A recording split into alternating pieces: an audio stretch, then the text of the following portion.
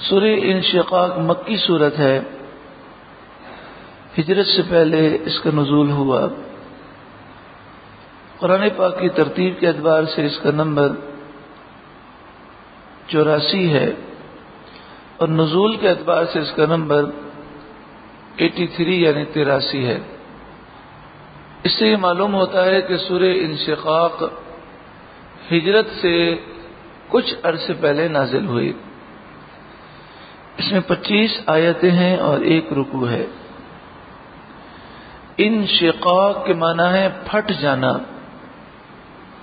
اس سورہ مبارکہ کی ابتدا میں آسمان کے پھٹ جانے کا ذکر ہے، اسی مناسبت سے اسے سورہ انشقاق کہتے ہیں۔ بسم اللہ الرحمن الرحیم، اللہ کے نام سے شروع جو بہت ہی زیادہ مہربان نہایت رحم کرنے والا۔ اذا السماء انشقت، جب آسمان پھٹ جائے، وَأَذِنَتْ لِرَبِّهَا وَحُقَّتْ، اور اپنے رب کا حکم سنے اور اسے یہی لائق ہے، یعنی رب حکم فرمائے گا آسمان کو تو وہ پھٹ جائے گا۔ وَإِذَا الْأَرْضُ مُدَّتْ، اور جب زمین دراز کی جائے، وَأَلْقَتْ مَا فِيهَا وَتَخَلَّتْ، اور جو کچھ زمین میں ہے وہ باہر نکال دے، اور زمین جب بالکل خالی ہو جائے، یعنی جب دوسری سور پھونکی جائے گی تو زمین میں جو چیزیں تھیں وہ ساری باہر آ جائیں گی، یعنی تمام انسان زندہ ہوں گے۔ وَأَذِنَتْ لِرَبِّهَا وَحُقَّتْ، وہ اپنے رب کا حکم سنے اور اسے یہی لائق ہے۔ یا ایھا الانسان، اے انسان، انک کادح الی ربک کدحا فملاقیہ، بے شک ایک نہ ایک دن اے انسان تجھے اپنے رب کی طرف ضرور دوڑنا ہے، پھر اپنے رب سے ملنا ہے۔ ایک نہ ایک دن یعنی قیامت کے دن ایسا ہوگا، تو رب سے ملاقات کی تو تیاری کر۔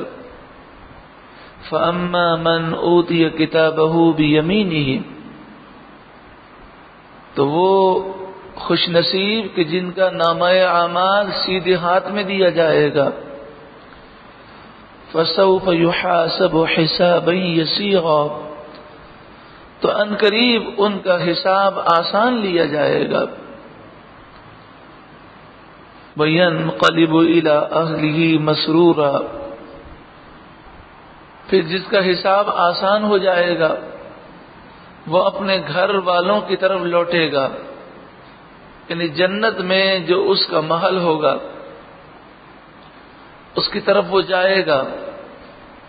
اس کے خدام، اس کی بیویاں اور دنیا میں جو اس کے رشتہ دار مومن تھے اور جنہیں جنت ملی وہ سب وہاں ہوں گے، تو وہ اپنے گھر والوں کی طرف شاد شاد خوش خوش پلٹے گا۔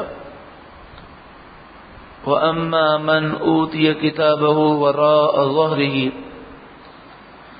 اور وہ بدنصیب کہ جس کا نامہ اعمال اس کی پیٹھ کے پیچھے سے دیا جائے گا۔ کافر، یہودی، عیسائی، ہندو، مشرک، سب کے ساتھ یہی ہوگا۔ بلکہ وہ مسلمان کہ جو تھا تو مسلمان مگر گناہ کرنے کے سبب اس کا ایمان کمزور ہو گیا اور موت سے پہلے اس کا ایمان برباد ہو گیا، تو وہ بھی انہی کافروں کے ساتھ ہوگا۔ تو نامہ اعمال اس کا سینہ توڑ کر الٹا ہاتھ پیٹھ پیچھے نکالا جائے گا اور پھر اس ہاتھ میں نامہ اعمال دیا جائے گا۔ فَسَوْفَ يَدْعُو ثُبُورًا، ان قریب وہ موت مانگے گا، وہ کہے گا ہائے میری بربادی، اب میں کسی طرح مر جاؤں واپس۔ وَيَصْلَىٰ سَعِيرًا، اور وہ بھڑکتی ہوئی آگ میں جائے گا۔ إِنَّهُ كَانَ فِي أَهْلِهِ مَسْرُورًا، بے شک وہ اپنے گھر میں یعنی دنیا میں بڑا خوش تھا، کوئی فکر نہ تھی، نہ اسے قبر کی فکر تھی، نہ قیامت کی فکر تھی، نہ جہنم سے بچنے کا ذہن تھا، کیونکہ وہ دین سے دور تھا۔ اور وہ لوگ کہ جنہیں نامہ اعمال سیدھے ہاتھ میں ملا، وہ دنیا میں وہ ڈرتے رہے تو اللہ تعالیٰ نے آخرت میں انہیں خوشیاں نصیب فرمائیں۔ إِنَّهُ ظَنَّ أَن لَّن يَحُورَ،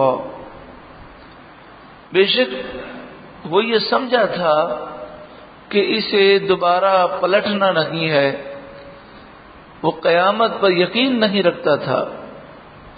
بلا، ہاں کیوں نہیں، ان ربہ کان بہ بصیرا، بے شک اس کا رب اسے دیکھ رہا ہے۔ فلا اقسم بالشفق، تو مجھے شام کے اجالے کی قسم ہے۔ شفق، جب سورج ڈوب جاتا ہے تو رات آنے لگتی ہے، تو جب تک اندھیرا چھا نہ جائے اس وقت تک جو روشنی باقی رہتی ہے اسے شفق کہتے ہیں۔ آپ اکثر دیکھتے ہوں گے مغرب کی نماز اگر کوئی شخص مسجد میں جماعت سے ادا کرے اور وہ باہر نکلے اور لائٹ چلی گئی ہو تو اس وقت بھی اسے کچھ روشنی محسوس ہوتی ہے، پھر آہستہ آہستہ یہ روشنی ختم ہوتی ہے۔ تو سورج ڈوبنے سے لے کر تارے نظر آنے تک، اندھیرا چھا جانے تک، اس درمیان میں جو روشنی ہوتی ہے اسے شفق کہتے ہیں۔ واللیل وما وسق، اور مجھے رات کی قسم اور جو چیزیں اس میں جمع ہوتی ہیں، یعنی جن جن چیزوں پر رات آتی ہے اس کی قسم۔ والقمر اذا اتسق، اور چاند کی قسم جب پورا ہو جائے، 14ویں کا چاند۔ لترکبن طبقا عن طبق، ضرور تم منزل بہ منزل چڑھو گے۔ مومنین تو جنت میں درجات کی طرف جائیں گے اور جہنمی وہ جہنم کی طرف بڑھیں گے۔ فما لهم لا يؤمنون، تو کیا ہوا انہیں ایمان نہیں لاتے؟ آیت سجدہ ہے وَإِذَا قُرِئَ عَلَيْهِمُ الْقُرْآنُ لَا يَسْجُدُونَ، جب قرآن پڑھا جائے سجدہ نہیں کرتے، یعنی جب قرآن سنتے ہیں تو روتے نہیں ہیں، رب کی بارگاہ میں جھکتے نہیں ہیں، توبہ نہیں کرتے، اس کی طرف رجوع نہیں لاتے۔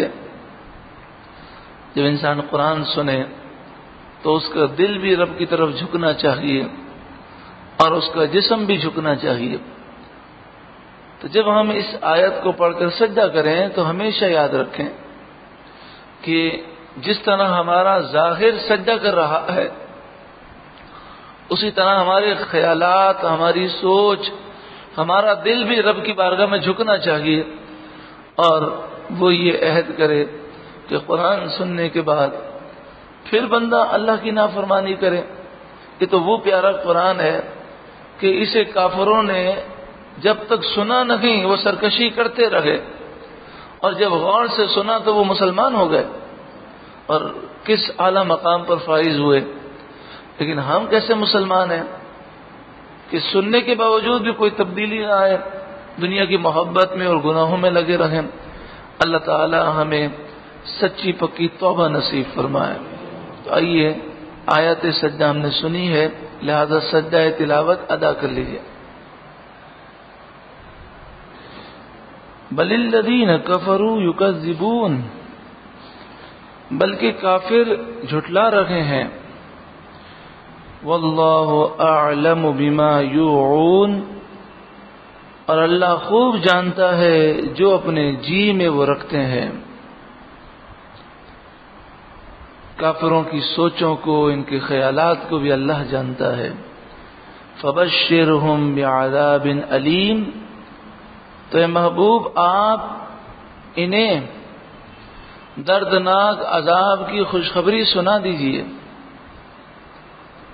الا الذین آمنوا،